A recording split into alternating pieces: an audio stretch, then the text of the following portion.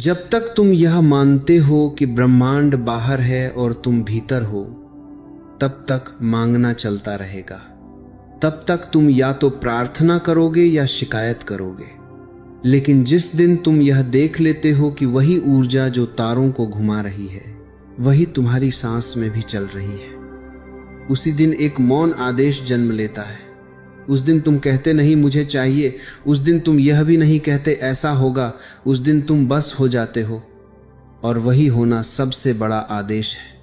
समझो इसे बहुत गहराई से, क्योंकि अहंकार भी यही सुनना चाहता है कि तुम ब्रह्मांड हो। लेकिन अहंकार इसे सत्ता की भाषा में ले लेता है। मैं कर सकता हूं, मैं सब बदल दूंगा। मैं अहंकार की नहीं, शून्य की बात कर रहा हूं। आदेश तब घटता है जब तुम्हारे भीतर कोई प्रतिरोध नहीं रहता, जब तुम जीवन से लड़ना छोड़ देते हो, जब तुम यह स्वीकार कर लेते हो कि जो है वही ठीक है। यह स्वीकार कायरता नहीं है, यह सबसे बड़ी शक्ति है।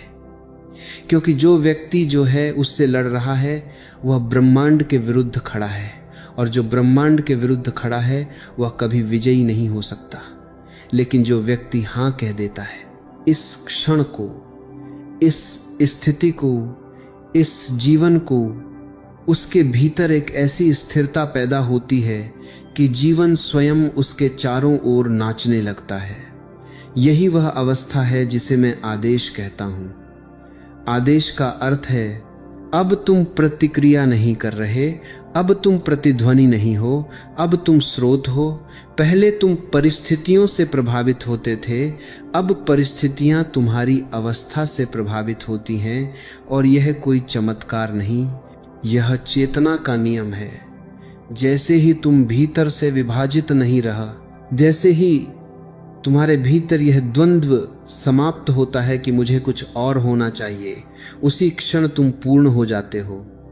और पूर्णता में कोई इच्छा नहीं होती। लेकिन अजीब बात यह है कि पूर्णता में सब कुछ अपने आप आने लगता है, क्योंकि अभाव ही एकमात्र अवरोध था। लोग सोचते हैं कि आदेश देने का अर्थ है भविष्य को नियंत्रित करना। मैं कहता हूं नहीं, आदेश देने का अर्थ है वर्तमान में पूरी तरह उतर जाना। जो व्यक्ति पूरी तरह वर्तमान में है, उसके लिए भविष्य समस्या नहीं बनता। भविष्य स्वयं उसके अनुसार आकार ले लेता है।